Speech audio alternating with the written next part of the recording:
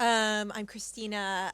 Thank you to Tina for the very generous introduction, and thank you to the Cult Mind conference team for all the hard work organizing this conference.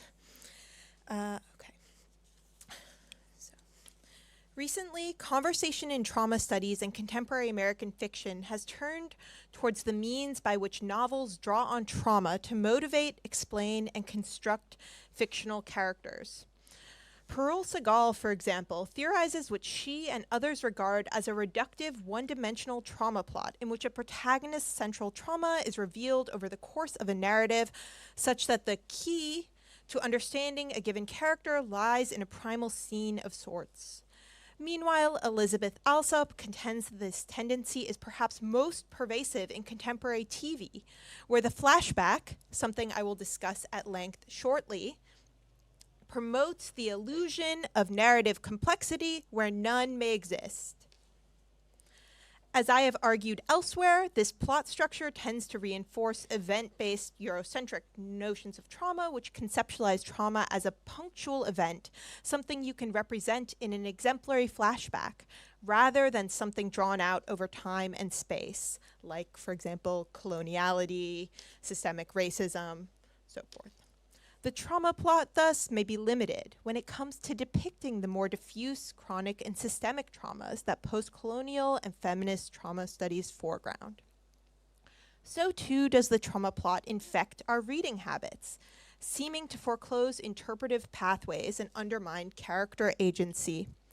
Writing about the, quote, inscrutable protagonist of Weike Wong's 2022 novel Joan is Okay, for example, critic Zi Chen protests the way scholars explain Joan's disposition with recourse to intergenerational trauma.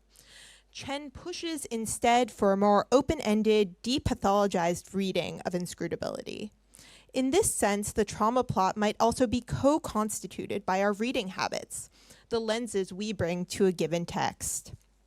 Today, I will follow this thread and suggest that part of what makes certain stories more prone to operate as reductive one-dimensional trauma plot narratives has to do not just with the fact of traumatic backstory, but how the stories inadvertently train readers to read for trauma. In other words, backstory exists in many forms across post-45 American literature. When does it become constraining? I suggest that it is in part how backstory is incorporated into the narrative, specifically through the flashback device that can overdetermine character. In order to make this case in this really short amount of time, my argument today will be a bit more binaristic than my actual work in progress. I will briefly discuss an instance where backstory incorporation seems not to overdetermine character from Toni Morrison's novel, The Bluest Eye. Then I'll move on to discussing two contemporary texts that exemplify the problems with the flashback I've discussed, or briefly discussed. So Toni Morrison's The Bluest Eye is a novel devoted to offering each character, even the man who rapes his daughter, a multifaceted backstory. Importantly, these are not traumatic flashbacks focalized by the characters, but sustained, winding returns to the past on the part of the narrator. Both the length of these sections and the framing surrounding these backstories inhibits one-dimensional interpretations of character. Morrison's section on Paulina Breedlove, an African-American woman with a foot deformity who is obsessed, like her daughter, with what is an overtly racialized and class notion of physical beauty, proves exemplary in this regard. Paulina grows into a deeply unsympathetic character. She neglects and verbally abuses her children, and her troubled past is important to understanding these vices. But when Morrison offers insight into Paulina's history, she preemptively cuts off, or at least complicates, a means by which readers might reductively psychologize Paulina. Quote, "The easiest thing to do would be to build a case out of her foot. That is what she herself did," meaning Paulina. "But to find out the truth about how dreams die, one should never take the word of the dreamer." Here, the novel distinguishes between the, quote, easier interpretation and the narrative Mrs. Paulina tells herself, and what is framed as a less obvious, more layered one. As the chapter goes on, the narrator's version of events is intermingled with Paulina's life, such that readers come to not just to understand the distressing events in Paulina's past, but also recognize how trauma and tragedy are schemas that characters like Paulina use to craft identities and understand their experiences. If you are reaching for one single key to unlock Paulina's character, the novel makes you aware you're doing this and effectively raises a red flag, facilitating a sort of meta-reflection surrounding character interpretation. The Bluest Eye is by no means singular in its preemptive framing of backstory. I have plenty of post-45 American lit examples. In these texts, the way in which the backstory frame disrupts or at least amends aspects of the trauma plot suggests to me that it's worth considering how it's not mere backstory, but also the way the text moves between past and present that leads trauma to operate as a totalizing explanation for character behavior in the trauma plot. Within trauma studies, much scholarship has centered the traumatic flashback. Its status as diagnostic symptom and as artistic device, specifically in cinema, offers a rich site for scholars examining trauma's intellectual history, a means to study the way in which understandings of PTSD are bound up with cultural and political movements. Critical consensus often notes how, quote, psychiatric definitions of traumatic flashbacks in fact mimic the cinematic representations of memory.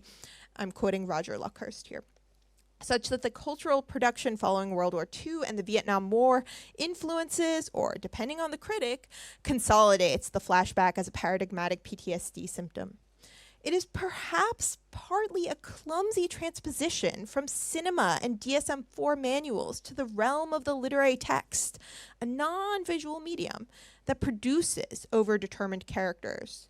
The literary traumatic flashback sensory, imagistic immersion, its perspectival alterations, and its interpretive ambiguity gesture towards the device's cinematic heritage. But perhaps because the text needs to ultimately frame or account for what tend to be highly chaotic scenes, the text nonetheless ends up overcompensating, installing a sort of didactic infrastructure that shuts down uncertainty. Brandon Taylor's Filthy Animals and Ocean Vuong's On Earth We're Briefly Gorgeous are two novels that, for the most part, resist the trauma plot, in that both texts aim to depict a sort of ubiquitous chronic violence that gestures towards the systemic oppression and intergenerational wounds the text's multiply marginalized characters experience. Taylor's collection of interlinked short stories centers queer, mostly African-American characters, while Vuong's autofictional novel focuses on the Vietnamese American narrator's queer coming of age and his mother's own difficult past, including immigration from Vietnam. Nonetheless, there's something about the way these novels make use of the literary flashback that feels formulaic and recalls the trauma plot's one-dimensional portrait of suffering.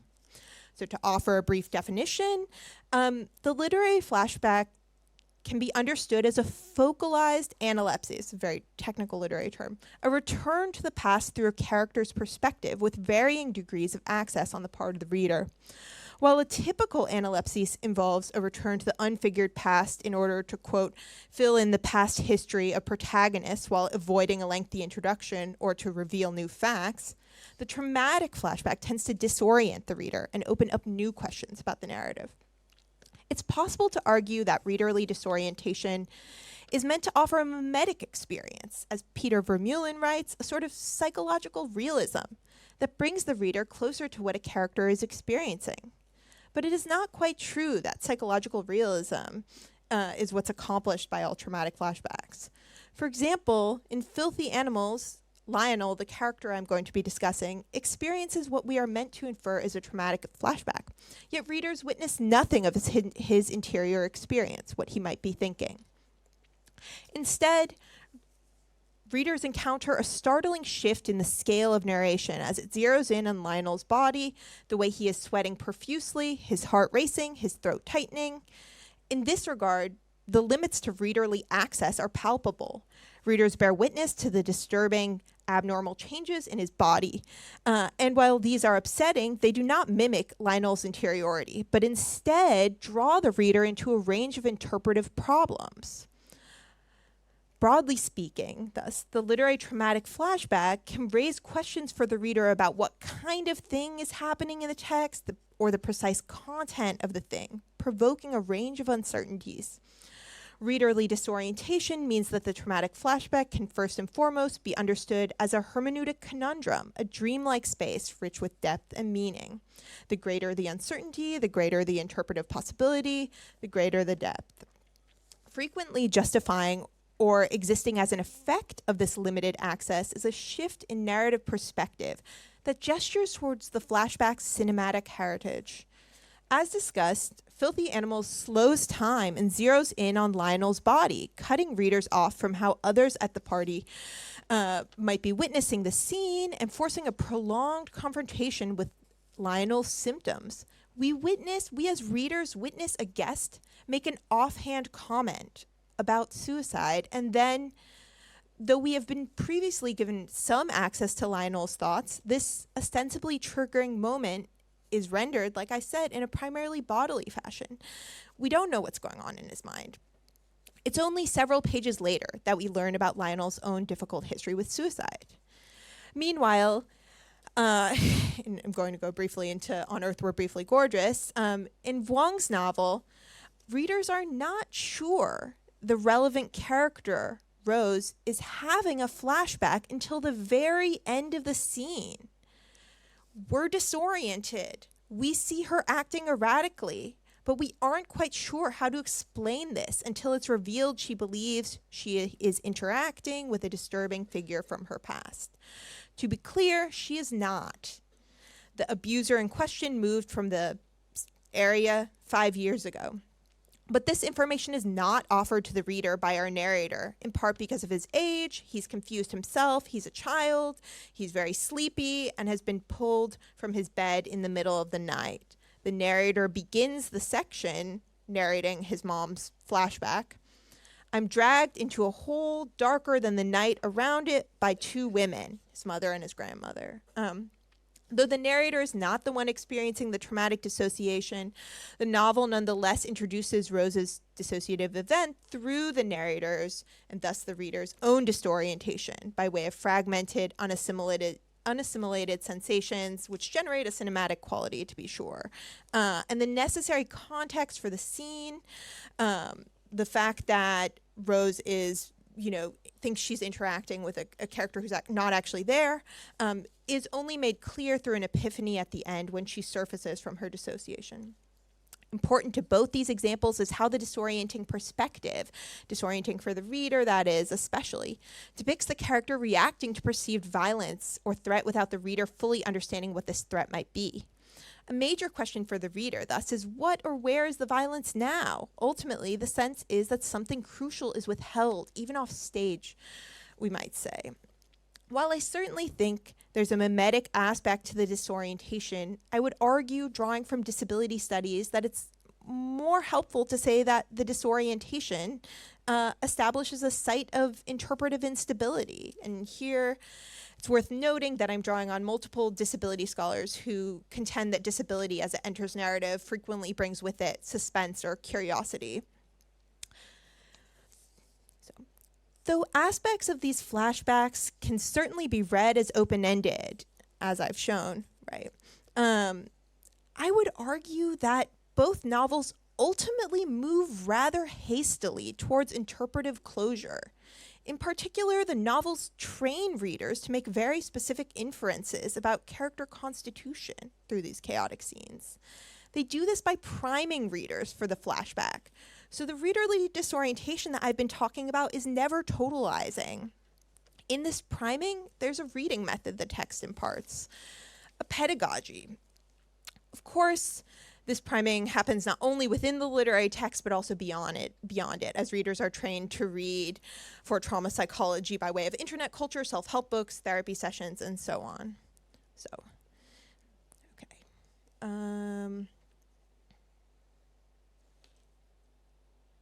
Sorry, I messed up the slides. Okay. So how are the texts training readers to interpret these scenes in a very specific way? In Filthy Animals, for example, Readers are invited to interpret Lionel's behavior as related to a disturbing, precipitating incident through the very first sentence of the novel. Quote, Lionel had been out of the hospital for only a few days when the potluck invitation came. End quote. His hospital stay is mentioned again as he glances at a dinner plate with meat. These references, of course, encourage readers to be on the lookout for an explanatory event, so that when the party guest makes the offhand comment about suicide and Lionel's fight or flight response flares, there's only one inference that feels reasonable. Readers are then affirmed a few paragraphs later in a not quite revelatory revelation. Quote, last fall, Lionel tried to kill himself. The narrator then proceeds to rather crassly elaborate on Lionel's attempt, noting that it, perhaps like the text in this moment, had not been subtle. Noteworthy here is the stark contrast between the ambiguous cinematic paragraph describing Lionel's terrified flashback-ridden body and the narrator's authoritative proclamation. So too does the one-to-one link between trigger and event feel clip and pat, establishing a quasi-didactic movement. I don't have time to go into all the ways Unearthed Were Briefly Gorgeous also imparts a reading method, giving readers clues to solve the mystery of these disorienting scenes, but let me discuss just two. So first, in the early pages of the novel, Unearthed establishes the fact that several of the narrator's family members have serious mental health conditions as a consequence of intergenerational trauma from the Vietnam War, especially American war crimes, family conflict, immigration under duress, and domestic violence. Relaying an anecdote where his mother hits him, the narrator offers a sort of trauma truism, a sort of, pop psych factoid. And this is something that's appearing more and more often in contemporary fiction, and thus implicitly an explanation for his mother's behavior. He says, quote, I read that parents suffering from PTSD are more likely to hit their children. And you can see on the slide, there's another sort of these factoids, and this actually happens quite a few times in the novel, right? Sort of decontextualized, like I said, pop psych truisms that are meant to be, I think, explanatory. The sentence not only provides a sideways explanation for Rose's past behavior, or his mom's past behavior, it also suggests that this explanation has come through learning about these sort of pop psychology paradigms on the narrator's own part, that there's a learning process through which he, and by extension the reader, comes to reappraise Rose's behavior. And secondly, when it comes to the scene itself, what interests me, again, is the assertive way in which the narrator intervenes at the end to provide a satisfying account of Rose's dissociation.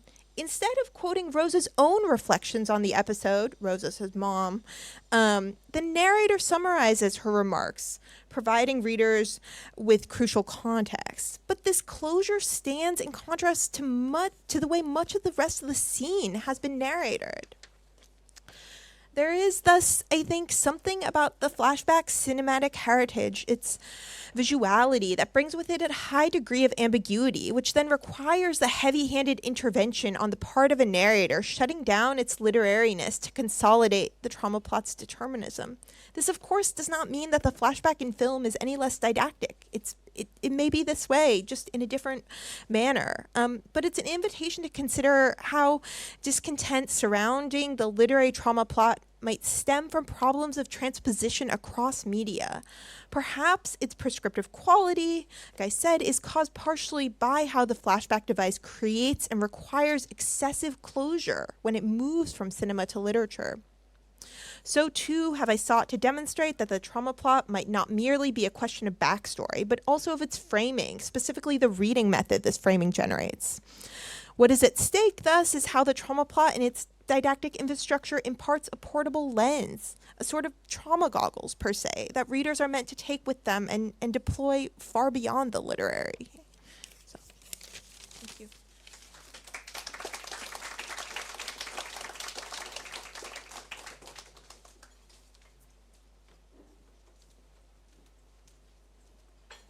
Hello, everyone. might try to adjust this microphone a little bit. Can you make it higher for me, please? Just a little bit. Thank you. Perfect. Yes, hello everyone. I'm so delighted to be here. It's really a great honor to be part of this conference. I have learned so much, and I'm very happy to share my research with you. So I'm doing something historical, taking us to the early 20th century Soviet Union. So after the revolution of 1917, the Bolshevik government took on the project of fostering the new Soviet person. This was an ideological project of cultivating a new generation of builders of communism, which envisaged a physical and a mental component, encouraging athleticism, discipline, willpower, selflessness, responsibility for the collective. This mission drew the ideologues' eyes to fields such as neurophysiology, applied psychology and psychotechnics, and evolutionary biology. After Joseph Stalin rose to power in 1924 and began to consolidate his totalitarian rule through the 1930s, all diverse schools of thought within these sciences were suppressed and streamlined into oppressive dogmas of Pavlovian reflexology and Lamarckism. Reflexology was positioned as a materialist key to the human psyche, a training protocol for eliciting useful responses and inhibiting those that were that did not match the socialist society. Lamarckism, which postulated that adaptations and changes of living organisms that the living organisms acquire in their current environment are then passed on to their future, to the progeny, right, to future generations, likewise held a concrete promise for forging and tempering the human nature. Lamarck emphasized willful, purposeful striving of the living creatures to adapt to the environment. This model resonated with the Bolsheviks' idea of influencing and regulating people's mentality and even their physique by revolutionizing their lifestyles and their material culture. In the minds of ideologues, reflexology and Lamarckism were connected. If reflexology seemed to open a path towards speedy re-education of citizens by inculcating proper reflexes in their brains, Lamarckism held the promise of speeding up evolution because the acquired adaptations were proclaimed to be inheritable. Despite advances in genetics, up till the mid-1920s, Pavlov believed that acquired or conditional reflexes could be passed on to the progeny. Experiments by his co-worker Nikolai Studentsov in 1921-1923 seem to suggest that the baby mice become increasingly susceptible to forming artificial conditional reflexes with every new generation. But there were methodological problems with these experiments, and Russian geneticists immediately pointed that out. In 1927, Pavlov publicly acknowledged in the big newspaper Pravda that his experiments failed to confirm inheritance of conditional reflexes. Nevertheless, Lamarckism persisted in the Soviet ideological establishment. Stalin continued to favor some version of Lamarckism throughout his entire life, and he died in 1953. As historians Kirill Rosyanov and Valery Soifer have shown, Stalin's personal convictions played a significant role in the rise of Lysenkoism in the mid-1930s and repressions against Soviet geneticists. In my talk, I will consider ideological weaponization of reflexology and Lamarckism in popular science genre films. Vsevolod Pudovkin's documentary Mechanics of the Human Brain of 1926 and Grigory Rochal's two fictional dramatizations of scientists' lives in Salamander of 1928 and academician Ivan Pavlov of 1949. Mechanics of the Brain reflects the early stages of Pavlov's reflexology. It presents basic facts about the functioning of the central nervous system, drawing parallels between humans and vertebrate animals. In contrast, Rochal's 1949 biopic about Pavlov is all about the implications of his discoveries for humans, particularly in psychiatry. This film also focuses on the scientist's place in socialist society. It is a full-fledged socialist realist hagiography, indeed an epitome of the genre, which received multiple Stalin's Award for the script, for lead actor, and for director. Salamander, a big-budget thriller from 1928 by the same director, Grigory Rochal, is based on a script by Anatoly Lunacharsky, who was the Minister of Propaganda and Education. It loosely references the story of a controversial Austrian biologist, Paul Kammerer, a proponent of Lamarckism, who claimed that his lab was able to prove that when toads and salamanders acquire new features in experimental environments, and their offspring inherit these new characteristics. The real Kammerer committed suicide in 1926 when fraud was exposed in his lab. The dark spots on reptilians that were supposed to indicate their new adaptations turned out to be ink injected under their skin. Despite this real-life controversy, Lunacharsky's script presents the protagonist, Dr. Zange, as a victim of an evil plot, a martyr of science who was falsely accused and repressed in Austria, but is rescued by Soviet Russia. Lunacharsky himself makes a cameo in the film's finale when the Austrian scientist is welcomed in Moscow, but by no other than the minister himself. So digging into the rhetorical structures and imagery of these films and considering their production context, I would like to trace the manipulative propagandistic tropes which migrate from one film to another. All three films defend the materialist integrity of Soviet science, its superiority over bourgeois counterparts, and its commitment to enlightenment, humanism, social progress, and moral rectitude. At the same time, these films willfully misrepresent the tentative and cautious conclusions gleaned from science. And looking at this period from our own post-truth era, it is striking to note that the screenwriters and directors knew that the scientific data was inconclusive, and yet in their films they made sweeping generalizations in line with the Soviet ideology and broadcasted striking conclusions to the public. After the Soviet archives opened in the 1990s, historians of science were able to see the extent to which the iconic Pavlov, created by the propaganda machine, differed from the real scientist. As Daniel Todes notes in his monumental biography, in the first half of the 1920s, Pavlov was an outspoken critic of the Soviets. Pavlov publicly bashed the dictatorship of the proletariat and noted that repressions against the intelligentsia and coercive methods of war communism were fostering nothing but the reflex of slavery in Soviet citizens. After this scandal, the authorities did everything to curb opportunities for his political proclamations. The Soviet power invested massively into his new lab facility in Kaltusha near St. Petersburg so that he could pursue research and supervise more followers. The idea was to grow a new generation of cadres trained by Pavlov but more amenable to the party and the dialectic materialist philosophy.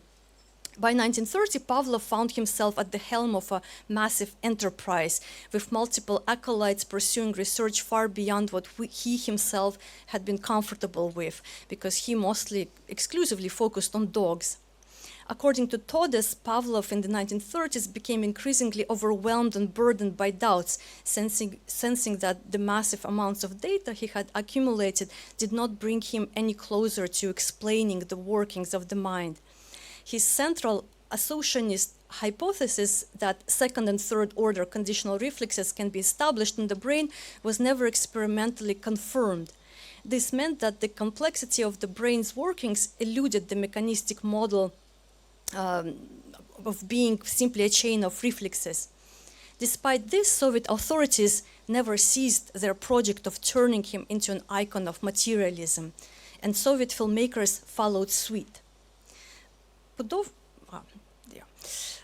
Pudovkin's documentary, Mechanics of the Brain, in 1926 was conceived as a culture film to educate the public about reflexology. It was a debut work of Pudovkin, destined to become a major avant-garde director of the 1920s. His choice of reflexology for a subject had been influenced by another important director, Lev Kuleshov, where Pudovkin studied in his workshop. In discussing actors' body language, Kuleshov often referenced reflexology, and this was a fashionable thing to do in avant-garde performance art, thanks to Vsevolod Myrhold, whose theater temporarily hosted Kuleshov's troupe in 1922. For Myrhold, as for Kuleshov, reflexology appeared to offer a rationalist, deterministic alternative to the actor's intuitive work, guided by inspiration.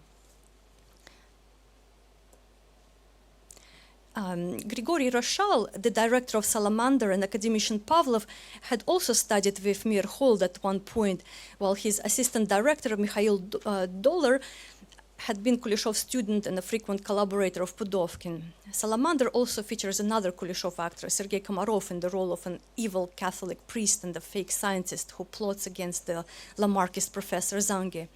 So there is an avant-garde connection between these films, even though Rochal's dramas can hardly be called avant-garde. In his memoirs, the director Vsevolod Myrhold, this very influential theater director that they were all influenced by, recalled that in the 1920s that on Pavlov's jubilee I sent him a telegram where I wrote, somewhat frivolously, that I was greeting the man who had finally put an end to an entity as mysterious and murky as the soul. In response, I received a letter from Pavlov in which he politely thanked me, yet remarked, with regards to the soul, let us not rush and wait before we can state anything definite. This exchange is indicative of the avant-gardist radicalism and hasty misappropriation of reflexology, as well as of Pavlov's own guarded view of his research. In fact, Myrhold must have been repeating the official framing of Pavlov's approaches. When Pudovkin's film came out in 1926, all the reviews of this film in major newspapers stated that the film destroys the myth of the human soul. The life of the soul, its creation, its inspiration, all this is nothing more than the higher level of reflex. The same thesis was repeated by other periodicals, although it is never mentioned in the film itself. The motif of Pavlov denying the existence of the soul plays a prominent role in Rochal's 1949 film. In an impassioned speech, Rochal's version of Pavlov calls soul a heavy burden dragging true science down, as he scolds and expels his acolyte who dared to say that human individuality is boundless and impossible to pin down scientifically. In real life, as Todes shows, Pavlov never attacked religious views in a violent way, as implied in this film. In fact, he abhorred the devastation of churches by the Bolsheviks, saying that religion had been an important civilizing factor for mankind. In 1924, Pavlov had declined to cooperate with Pudovkin's film crew, fearing the disruption of experiments and vulgarization of his ideas. But the script for the film was penned by Pavlov's more adventurous junior colleague, Leonid Voskresensky, with two other consultants, Dmitry Fursikov and Nikolai Krasnogorsky. Mechanics of the brain begins with a demonstration of elemental defensive reflexes in dissected frogs, and then introduces more sophisticated animals such as dogs and monkeys. In each new case, the mise-en-scène and the intertitles symbolically underscore the scientist's control over the neurophysiological processes and their authoritative invasion into the body of the living being. A dog is given acid and salivates into a calibrated flask implanted into its mouth. A monkey undergoes a brain surgery and loses recognition of its former toy. So the logic of experiments follows the destruction principle of the 19th century physiologist Claude Bernard, an early influence of Pavlov, which states that it is only through the stopping of a normal activity, its suppression or damage, that the function of an activity can be known. When mechanics of the brain introduces human subjects, the same focus on destruction is preserved. No normal adults are featured, and instead Pudovkin shows the debilitating effects of brain injury. A bedridden syphilitic woman is too feeble to hold a soup plate. A mentally handicapped man investigates a flower bouquet by chewing on it. An adolescent with a shot wound demonstrates a palsied limb. Children, as if they too are somehow short of the adult norm, are shown within the same sequence.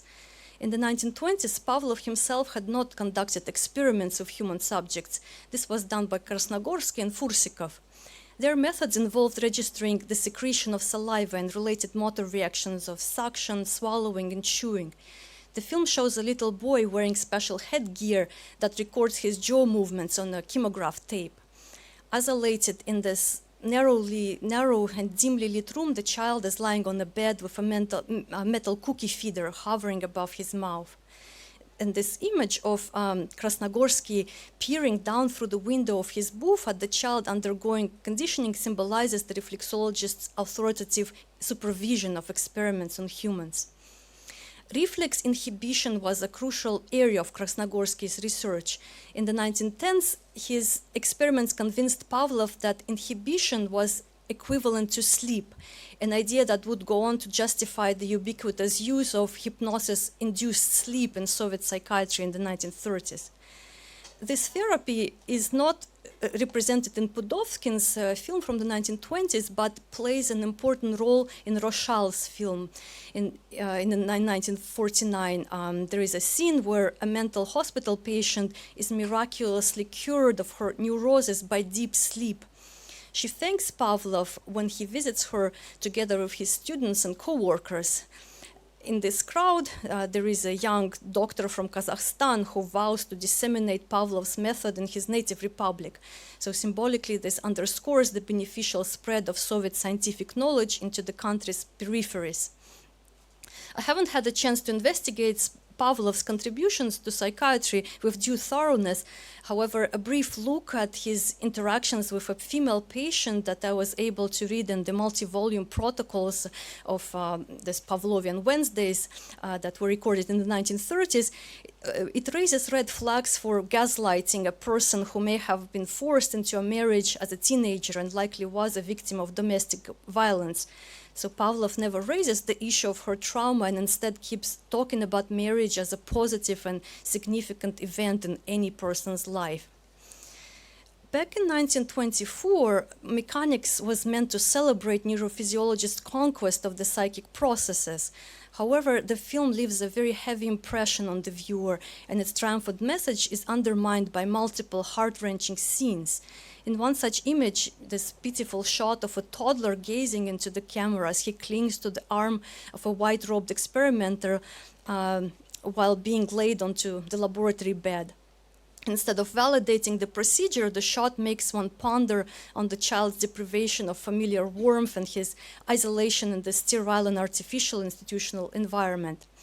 Even more disturbing sight is of this older child with a saliva collector inserted into a wound on the side of her cheek, which raises the issue of medical ethics.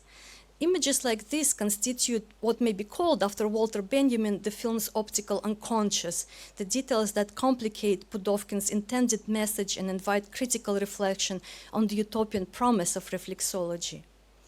Fast forward 21 years into high Stalinism. Rochal's biopic avoids representing animals and humans with visible wounds and disabilities. Instead, the burden of proof of scientists' supreme authority over the matters of life and death is transposed into the rhetorical, symbolic realm. Pavlov's impassioned speeches show his incorruptible moral status. I already mentioned his miraculous healing of a woman with neurosis, and here he is treating her kindly and laying his healing hand on her head like a saint surrounded by believers. Another similar moment confirming Pavlov's high moral status occurs when he is shown visiting the United States. While delivering a speech at the Rockefeller Center, he is challenged by US scientists who are spewing racist views and elitist snobbery. And Pavlov passionately fights back and says, in our country, every kid could explain that there is indeed a difference between a coal miner and a king, in that a coal miner is more useful for society. So the scene in the film implies that the USSR is an egalitarian country which safeguards the dignity of labor, and it also affirms a Lamarckist belief in creative evolution or transformation by the effects of the environment in a country devoted to fostering healthy proletarian attitudes. The idea that certain trends in science are more aligned with class interest than others is most certainly at the core of Anatoly Lunacharsky's treatment of Lamarckism in Salamander. When the film was released, Lunacharsky, this minister of Enlightenment and Propaganda, published reflections on writing the script, where he called the real Paul Kammerer visiting the USSR. Apparently, the scientist declared to Lunacharsky that during socialism, through changing the environment, man can be able to transform the humanity. The scientist then impressed the minister by contrasting this view of progress with social Darwinism, which holds that quote-unquote society is a result of age-long selection, where the elites rose to the top thanks to superior inherited features. Now, recall that Lunacharsky wrote this script after Kammerer had been exposed for falsification of results in Austria. And discomfort can be sensed behind Lunacharsky's point that indeed communists too must expect science to disclose the truth of the matter, and we wouldn't falsify science. But we also are firmly convinced that science with its findings can only be an aid to the social class which had been pushed to the fore by the entire course of human history. I'm no specialist in biology, but I admire the proponents of the direct dependence of animal forms upon their environment, including in questions of heredity. So the statement made in 2029 betrays Lunacharsky's preference for Lamarckism despite evidence to the contrary, and it is repeated in the film in the form of, just a claim, a thesis that this film promotes. Even though Pavlov himself had publicly retracted his hypothesis that conditional reflexes acquired by a parent mammal could be passed on to its progeny. So in the late 1920s, early 30s, was in fact a short period of triumph for Soviet geneticists, and Lamarckists were removed from key positions in Soviet institutions. But in the mid-1930s, Trofim Lysenko rose to prominence. He accused geneticists of formalist or mechanicist approach to living organisms, as if living creatures were dead matter whose core does not depend on the environmental condition. And Stalin endorsed Lysenko's dubious experiments, such as putting grain in cold conditions so that to make them more resilient and things like that. And geneticists were repressed. Contemporary historians of science, such as Niels Roels Hansen, point out that today we have an aversion to Lysenkoism as pseudoscience, yet in the first half of the 20th century, before the discovery of the DNA structure and clear knowledge of DNA's role in synthesizing protein, it was still very hard to dispute the commonsensical argument of Lamarckists that the environment plays a role in the manifestation of inherited traits. The idea of blind evolution as driven by random mutations, unprovoked by any factors, seemed vulnerable to counter-arguments. Boris Gasparov wrote that in the late 20s and early 30s in the Soviet Union, there was a revisionist attitude towards this Pavlovian, mechanicist, determinist concepts in many cultural spheres. And Lamarckism often appeared as a better alternative to geneticists' model of the living creature as an assemblage of separate genes prone to mutation. Gasparov shows that Lamarckism, aligned with a revived Bergsonian vitalism and creative evolution, appealed to diverse intellectuals, from the poet Osip Mandelstam to theorist Mikhail Bakhtin to linguist Nikolai Marr, all of them interested in tracking organisms' perpetual adjustment to the environment and affirming the creative force of the individual in this process. Be it as it may, the participants of scientific and artistic debates in the USSR often attacked each other with viciousness, accusing each other of misalignment with Marxist ideology. This was a very dangerous practice. Figures from all camps, Lamarckists and geneticists, reflexologists and their opponents were repressed, one after another, in a bid to cover up the horrific failures and devastation brought about by collectivization of farms and to populate Stalin's labor camps attached to grandiose construction sites.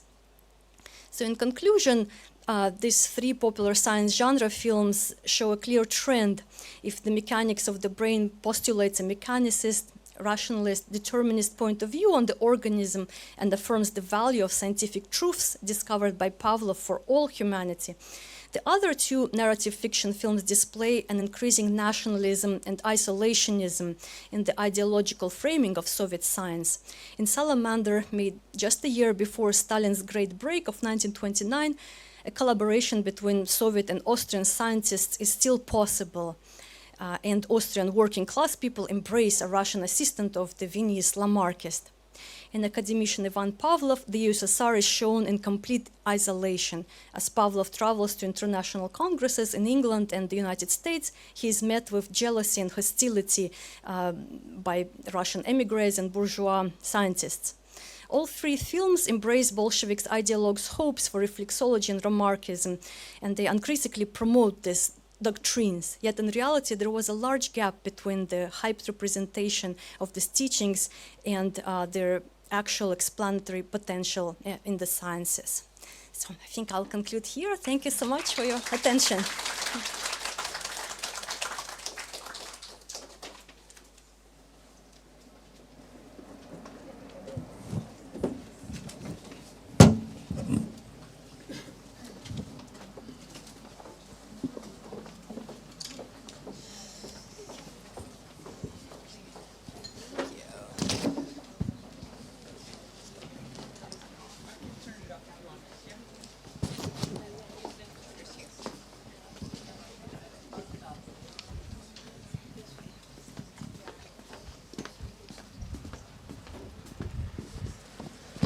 Okay, I think the floor is open.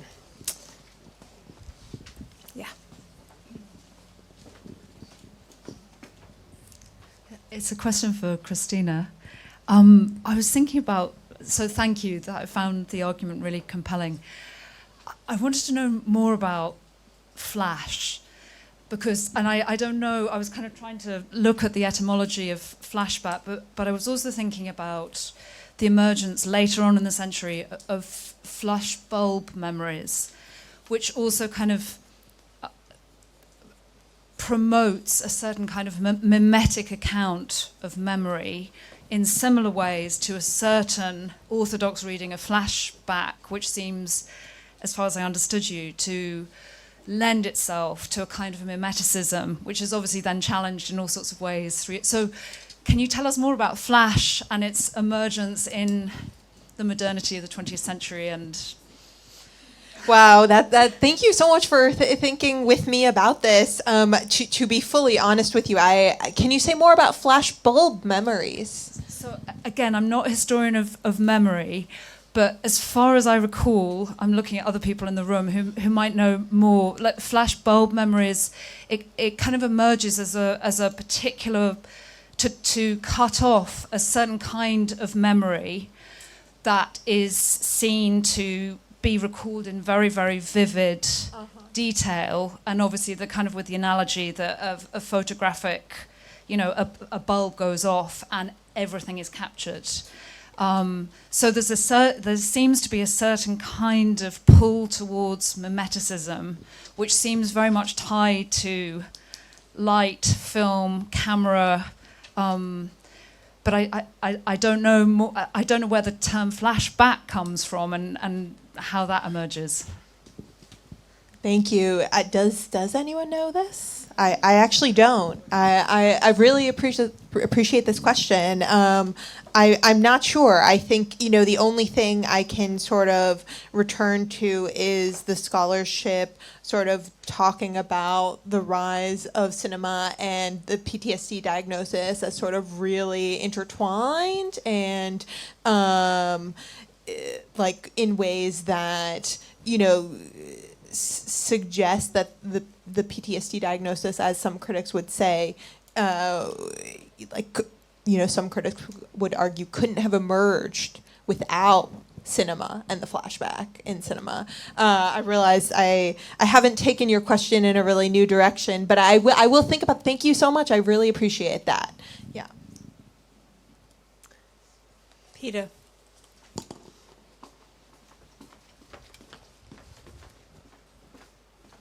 Sorry to make you run. We have had some discussions about this, and actually some very interesting discussions between clinicians and literary scholars in the group about flashback, flashbulb. And the way that I understand it, and maybe there are clinicians who could speak more to this, is that this is more than a kind of visual reproduction. Okay, it's much more than simply suddenly an image arises. It's more like an immersion in the scene, which is totally sensory, okay, which involves all kinds of auditory, maybe also emotions, maybe also, kind of tactile. So to reduce it to an image, okay, I think maybe backing up what you're saying, Christina, is such a simplification of this. It kind of reduces what's a very powerful and troubling experience to a kind of, exactly as you say, to something which somehow explains, okay? And my understanding is that it explains nothing, okay?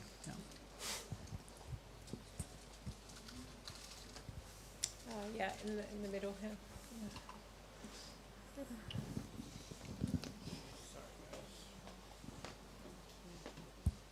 Okay, wonderful panel. Thank you. Just a couple of comments and questions. Christina, as I was listening to your talk, I really thought to Hugo Munsterberg and the first kind of film psychologist and his take on the film, I guess, as a craft really for representing mental states and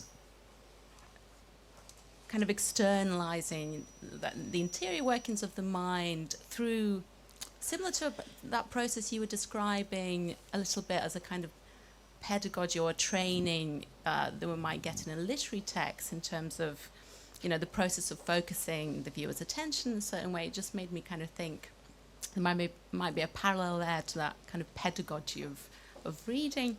And Anna, I was thinking, I wanted to get your take on, as you mentioned, there's a kind of an extraordinary violence to the way that animal subjects are treated in mechanics of the brain. And I kind of wondered what your take on it was. I'm kind of just thinking of that laboratory experiments where the bits of acid are put on the frog, and it's just incredibly, I wonder if it's a 21st century perception, or with the dogs with various bits of their brain missing and so on. I kind of wonder what your take on the function of these quite violent use, experiments on animals would be. Thank you very much, Anna. I think you're absolutely right. It's a profoundly violent films and an unwatchable film in many ways. I think that it is really following that Claude Bernard's idea, right? I mean, people did vivisection in laboratories for a very long time, well into the 20th century on animals.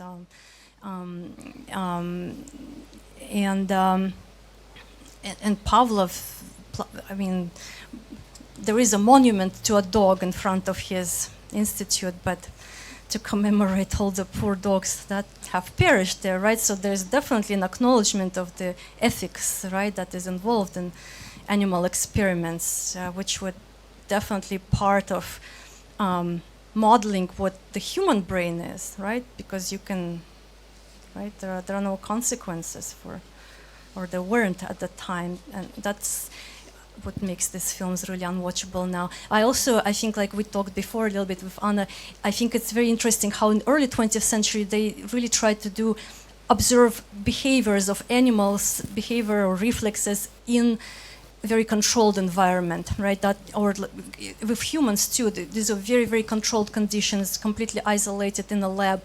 But as the field moved on to recognize the importance of looking at the living creature in their environment, how they're solving problems, how they're navigating that environment. And if you think about nature documentaries too, right now nature documentaries, they're all filmed in nature, right? And there's like David Attenborough commenting on like what the animal is doing. Whereas before it, like even the cognition of animals, it was all studied in labs, right? And including of this violent experiments of vivisection too.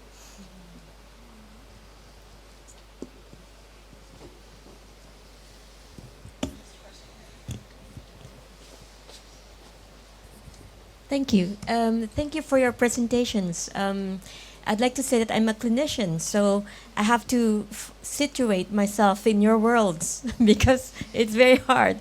And coming into a conference like this, I find myself trying to integrate your experiences and your fields into what I do in the clinics. And luckily, I have read The Bluest Eye and Ocean Vuong's On Earth We Are Briefly Gorgeous, so I can relate a little bit. But the films that you presented, I have not seen before. And just following Peter's comments on flashbacks, we do see in the clinics that people sometimes use cinema as a way to explain their experience because it is something they know. So if you ask them, is it like a film in your head? Yes, that's it. Then they relate to that. But they do explain their experiences in terms of tactile, how they feel. Like they remember there was this insect while they were in the forest during the flight from their home country. Or they smell it, like the smell of benzene. When there were bombs, they can smell the smoke and the diesel. Yeah, and then sometimes it is the view, like the camera. Do you see it like in a person who is being sexually abused? Are you in the first person, or are you seeing it like there's a camera? And then they try to explain that. So, but I appreciate your presentation. So this is just a comment rather than a question, because it helps to somehow understand the patient's world a little bit better, and to maybe speak a more common language when we do talk to the patients we see. Yeah. So thank you. Yeah. I think it's a really wonderful comment, and just, I guess there is a question in films also that represent traumatic events, like from whose point of view do you show it, and do you also, there is this really interesting Swedish researcher, Susan Kozel, who does experiments where she kind of, I guess there is a projection of herself laying on the bed, and she's in a different room. But then like other people can come and lay next to her on the bed on this installation. And some of them are kind of interacting with this projection like in a nice kind of caressing way or kind of playful way. But then there was like some person that was very violent and was just like, I don't know, was like abusive. And she felt at that moment that she dissociated from that body that was her own projection. So there is this, an actual mechanism from which you're no longer you, like even though it is you, right? So it's very interesting kind of a topic in film and media theory as well. Like from whose point of view do you experience the film that is being shown to you? To what extent do you identify with characters even, or points of view? Yeah, I would just say thank you as well. And I think that, if you were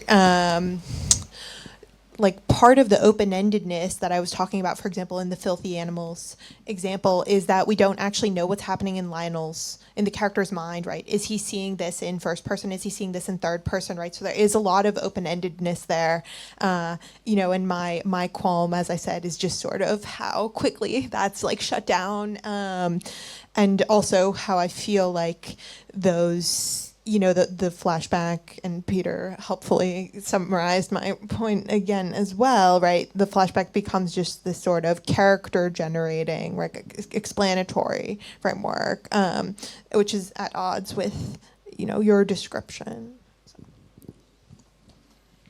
Sorry, I did want to say something else, which is what I didn't say previously, which is thank you for all of your presentations, which I really enjoyed.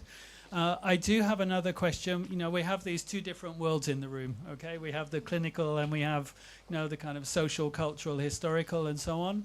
So in an attempt to bridge that gap, let me ask you this question, which is, what does a clinical diagnosis do when it escapes into the world? Because I think we have different examples of that. And I think that they may be doing similar kinds of things, or there are similar kind of social mechanisms that lead to a spread of a diagnostic category into the wider world.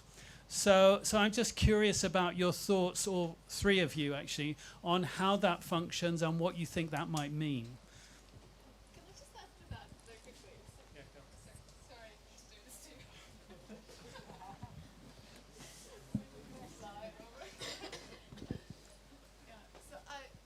Thank you. Thanks, Peter. I was thinking about a very similar question recently, and I would just add to that, the sort of what does the clinical diagnosis do when it escapes the clinic, and also I would just add to that how whatever your answer is, then what does it do when it goes into the clinic, and then what does that mean back for the clinic or for clinicians? I wish this was more. Yeah.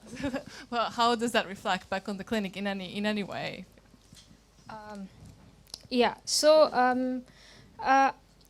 So I think initially when there was a shift to the whole biomedical idea of illness and everything, so it was sort of theorized that, like if someone has a diagnosis, it means that they have not willed their illness into place. So people thought that it would take away the stigma from mental illnesses. But then what it actually has done is that once someone carries sort of a label of, you are mentally ill, you have Alzheimer's, or you have dementia, or you have bipolar disorder. So it sort of adds to the stigma, but then I wouldn't say that it is, we should do away with the diagnosis altogether, because it is essential for a treatment as well. So, especially with non-fiction and memoirs and the entire, the genre, what it does is that it sort of cultivates kind of a readership. In the morning we were talking about responsibility, right? So it sort of cultivates that responsibility, which creates a lot of awareness among people. So I think it is, and also I forget who said that. Someone said that it is the century of the memoir. There is a memoir boom going on. Everybody is reading memoirs on all kinds of things. And it's also a very accessible sort of a genre. Anybody can write a memoir. Like opposed to an autobiography where, only an important person, or you'll only track a very important person's life from birth through death. But then when it comes to memoir, you can just write about your illness. And anybody can do that, and anybody can read that. And it's also, the language is also very accessible. So you don't have to be specialized in anything to read it. So I think that is what it does. I think my gut would just be to say that the diagnosis didn't really come solely from the clinic to begin with, right? It came from, like, Freud's reading fiction, and culture and fiction, narrative, cinema are intertwined with how these diagnoses exist in the world and come into the clinic, and your patients are describing their experiences in cinematic terms. And I think that idea that there's a one directional movement is not the case. And I think that's perhaps an unoriginal thing to say, but that's what I'll offer. I was noticing, Christine, that in your presentation you referred to as pop psych factoids, right? And I think that this is also like a very important feature of mass culture, mass media, that it disseminates a certain kind of quick summaries of like what it really means or what it really is, or representations of mental illness or disability. They have profound effect on how people then, after having watched the film, let's say like Rain Man, they know like what autism supposedly looks like, but it's not always that, and autism is a spectrum, and like there's so much more research that has to be done on it, but people then kind of interiorize this model, and then that can do a lot of damage, or maybe patients self-describe as referring to that model, or their relatives or co-workers think that, okay, this person is capable of that and not capable of this. So that's one thing, and another thing that I would say is that being a historian of psychology, I mean, it's much easier to judge from a distance, right? We have a distance. We can recognize what were the political, social kind of power structures there. But what about our own world, right? Like we have to be very aware of kind of social and political context in which, let's say, like the DSM manual is being written, right? How it defines diseases, how it then prescribes medications. Like I come from the United States, where this is a prescribing culture. It treats everything with medicines, right? It's like Prozac nation, right? So, yeah. Thank you very much for that comment. I think it's super relevant, because what people that are not like in the clinical world sees in movies, like you said, with Rain Man is a very good example. They perceive it as the one way things look.